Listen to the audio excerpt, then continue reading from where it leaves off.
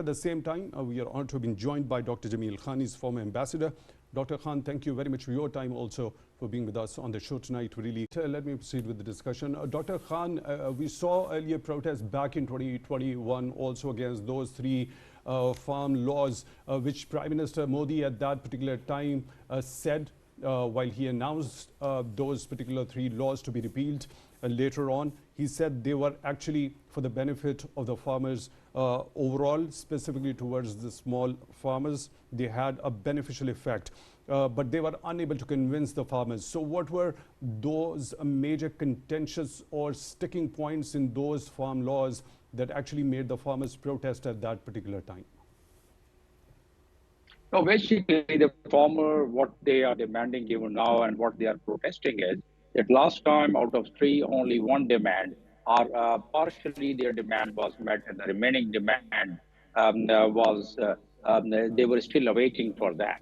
And what are those coming on that basically? But let's look at it at a broader perspective about this time, because this time, to my assessment, it appears that it's going to be even.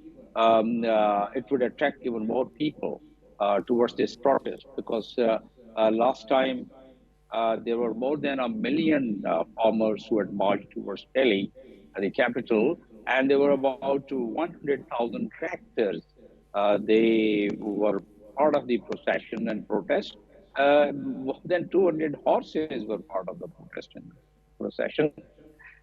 Huge number. And this time, right at the very start, they blocked all the approach routes. They tried to intercept in Haryana, in other places, by tear gassing, by drone attacks on the protest, and by using a very high-headed kind of an approach, which they tried now, which means that it's going to further infuriate. And why perhaps they are doing that is this farmers block, the voters block, is a huge one here. And they don't really, they're normally not the followers of the BJP government, because they normally come from the Sikh community, and the most of them, and they have other grievances also. And those grievances during various programs and various topics, we have been attempting to discuss that even in your show. But at this time, the strike call they have given for the February 16, which is just about after tomorrow, that all the agricultural activists will seize shops. Last time they didn't do that, and markets in villages, and they will close all those shops related to the agriculture. Right now, this strike on 16th of February, when all the shops are going to be closed and no agricultural activity is going to take place, what sort of impact it is going to have on, overall on India with such a huge chunk of population? Well, India, this time, they'll have to accede to their demand, I guess, unless they really think that whatever they've been doing in past with other communities, other than farmers, or whatever they've been doing against the minorities, and whatever they've been doing against the Kashmiris, that they could go scot-free. This time, the farmers, they basically, they are the one, they are feeding 1.3 billion people of India. They are the breadbasket of India, their area which they calculate, and the proceeds of their cultivation, what they have, they are the source. They are basically the breadbasket. So this time, the election is just knocking the door in April, the Modi election. Modi understands that the farmers community are not as inclined as the other communities as their voter and supporter. And therefore, and then more important thing is that the protest has some other demands also, such as water supply. They had made a promise in 2016, I believe, that they would double the income of the farmers through their proceeds and through the other mechanisms. They did not do that. And last time, the 2020 Act, what they introduced, once they repealed that, there were other demands also associated with it. And those demands were insufficient water supply, farming equipment high cost, the cost of storage, the cold storage, and the other cost of storage, and the transportation. None of these demands were met with last time. And then we already, I think it came under discussion about the minimum crop price, which they could not fulfill even that promise. So instead of having a proper negotiation, and this time they tried to engage them and tried to ask them to call up their strike, but it appears that the farmers community, they have lost their trust and confidence in the Modi administration, and this is what they have said, that no, last time also we dispersed, we partially, you had acceded to our demands partially, but the other demands were still not. People already have mobilized from Haryana, from Rajasthan, from other parts of Punjab, and even Gujarat towards capital. And they all this time they have the international support. Sikh Dharna International, they have extended their full support to the farmers in India. So this time they're coming with a little more resolve. This is more support.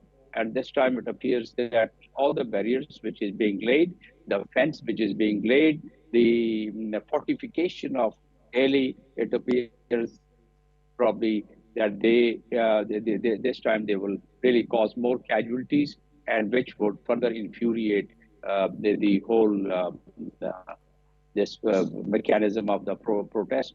So we are expecting that the way they are handling that, the way Modi government is quite used to coming with a heavy hand on various communities and on various type of protests. This time they started doing it, and it appears that it will have more retaliation from the other side.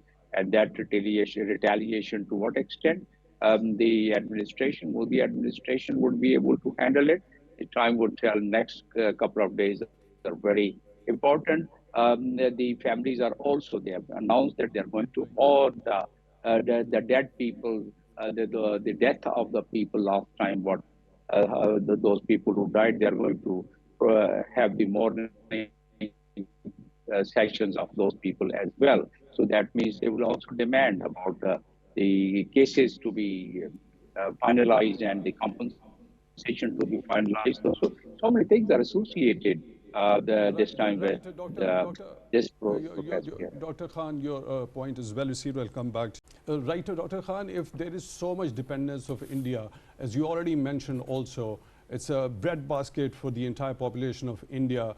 And you already also mentioned perhaps somewhere there is a realization when it comes to Prime Minister Narendra Modi also talking about these stats that 2/3 of India's population draw their livelihood from this particular sector. Also, it accounts for 1/5 of the GDP of the country. Now, given these particular facts and figures, don't you think ideally and just before the elections, the Indian authorities' approach towards this particular demonstration should have been a lot different as to what we are seeing right now? Dr. Khan, I seek your pardon. If you kindly unmute yourself, please. I said there are certain pressure groups. There are certain economic pressure groups. There are certain political pressure groups. They are associated with the corporate farming. And last time, once those enactments were made, again, behind those enactments, to my understanding, there were some interest groups involved in it. And there, because of those interest group and the pressure group, the government, the Modi government, and of course, it's always a politically affiliated pressure groups. So the Modi government is trying to take a tough action. And then there are other reasons, because the Modi administration, they're quite used to taking tough stance against certain communities in particular. In this case, farmer community, as I said earlier, it doesn't appear that they are very strong followers of the BJP. So that is one aspect. And second aspect is they are quite, they feel that they will go spot-free by suppressing their constitutional right of their people, that is the farmers. And as it was being discussed, that the breach of their constitution. Well, this is not the first time. They kept breaching their constitution, starting from the abrogation of the Article 370 and 35 in Kashmir. See the Manipur incidents, what had happened. See the domicile law, the registration act. So all these things, the international community has already raised their point that it's against the Dr. fundamental Khan, rights, against the all Universal these facts that you have just mentioned, Declaration. when there is so much happening on the part, at the hands of the Indian authorities with such an impunity, the legislation of all those sorts, and then endorsement by the apex court also. So naturally, it makes one curious about knowing about the reason behind the BJP coming into power again and again and gaining more and more popularity despite going with this particular high-handed approach. What's the reason for that? If the political leadership start having a polarization, the communal, on the communal ground, on ethnic ground, on religious ground, on the grounds of those who follow the party and those who don't follow them. So there's so much of polarization that Modi administration feel that the more they polarize, the more they'll attract those very strong supporters, the RSS type and BJP driven driven people. So and then they feel that they would be quite safe in their election. After the polarization, they are not don't care about the minority votes, and they don't care about the other support possible swing votes or the votes in supports of the other community, because they thrive on the suppression of those community which is against them basically, or which is not really very fond of the BJP government. So from that standpoint, that's what my understanding is. And then more importantly, that the Modi administration feels that they can, they're all these actions and suppressions and violation of human laws, violation of religious freedom law, anything they can, the world community is not really going to assert pressure because of their position and because of their alignment with the US and in terms of the China containment.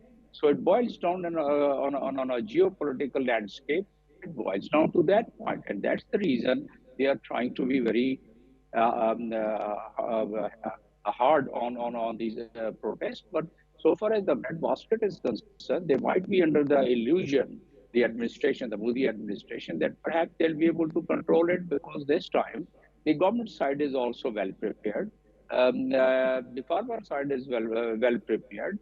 They, in my view, would apply all the tactics, So whether if it's the a Indian force or authorities are well prepared and the farmers this time around are also very well prepared as compared to the previous time, and the kind of measures the authorities are putting in place. Last time we saw that there were 700 deaths as a result of those protests. During those protests, 700 people lost their lives. Now, if both the sides are going to press ahead with the approach they are following right now, don't you think it's going to have much larger a human cost this time?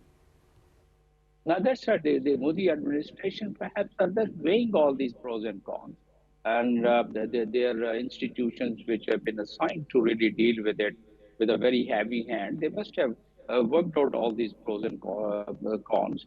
And because of the election knocking the door in India, they would like to have take the measure in which their voters, their strong voters and supporters, are not impacted and affected in the world community, even if none of the government, as a matter of fact, around the world would like to cause so many casualties and give chance to the to within the country and outside the country for the criticism. But the Modi government here, they feel that last time they had shown their flex, their muscle. Last time they were tricked.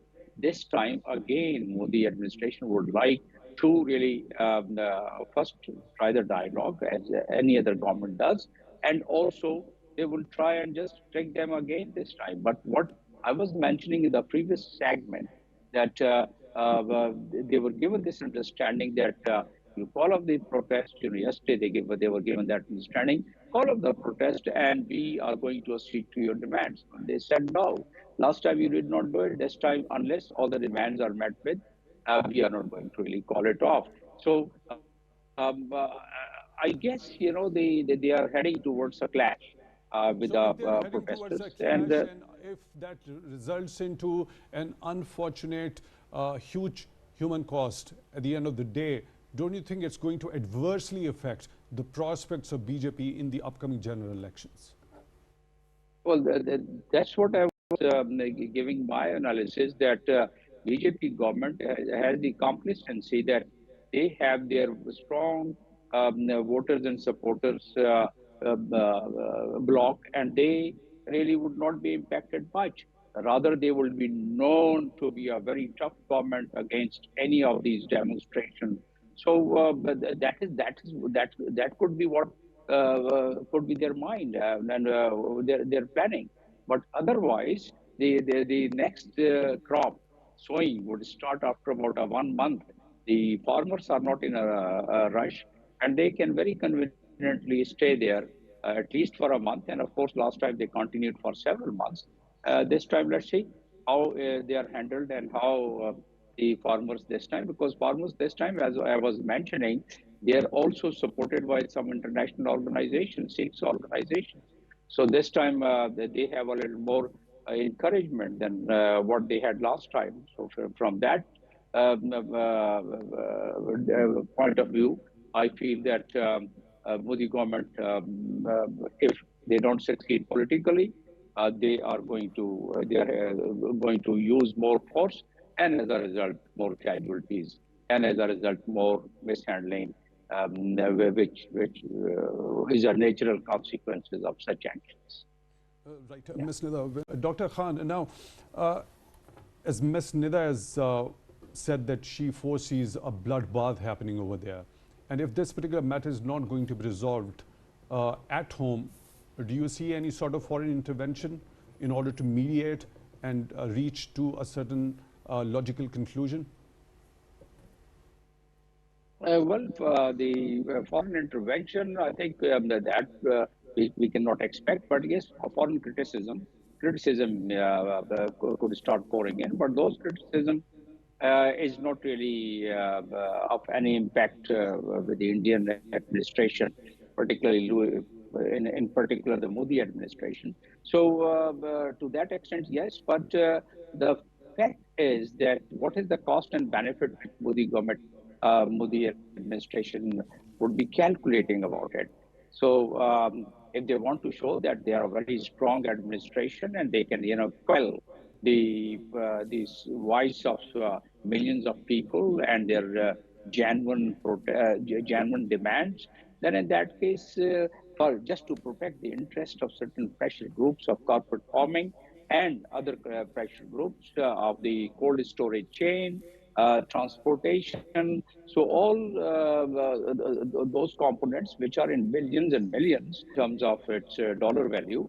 So all those factors must be in the mind of the Modi administration, particularly those political leaders in the Modi administration who are affiliated with those benefits, or who are the likely to be the beneficiary, and who have been the beneficiary of such so-called reforms, the agriculture reform against which the Sikh community are protesting. But reverting back to the international community and their intervention, well, international community on a religious freedom, on Manipur, on Kashmir, on human rights violation, on the human rights report of the Human Rights Council by the Commissioner of the Human Rights, about more than 100 pages.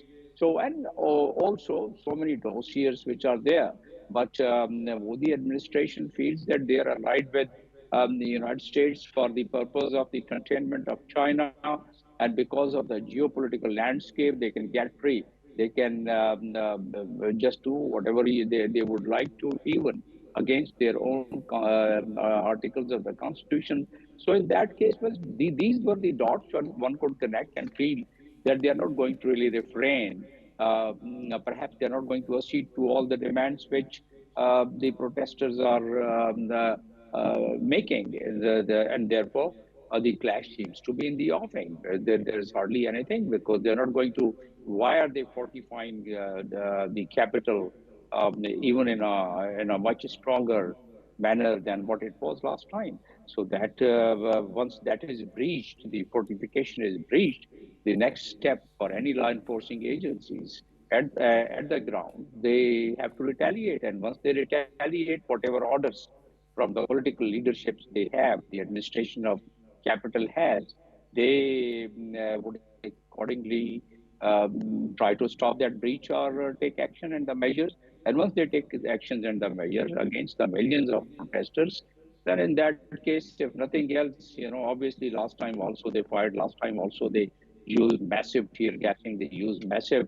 equipment and arms. Right. This time they're not going to do less than what they have done it last time. And this time one cannot expect less casualties than what it was last time. Yes. Right. Dr. Jamil Khan, former ambassador, joining us on Skype. Thank you very much for being with us on the show tonight. We really